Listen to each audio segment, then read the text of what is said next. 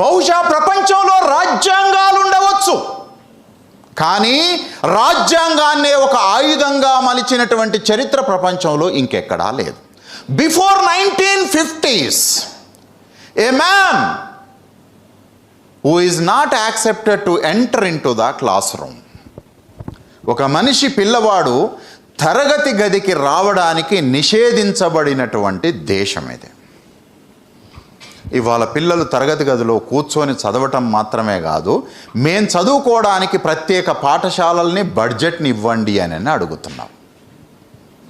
So you see, సరిగ్గా 50 ఏళ్ల క్రితము ఈ దేశంలో నువ్వు చదువుకోవడానికి నిషేధించినటువంటి నేల లోపల నీ కోసము ప్రభుత్వాలే ప్రత్యేకంగా నిధుల్ని విధించి పాఠశాలల్ని నెలకొల్పేటటువంటి ఒక మార్పు వచ్చింది. ఇది సామాన్యమైనటువంటి మార్పు కాదు. This is the revolution.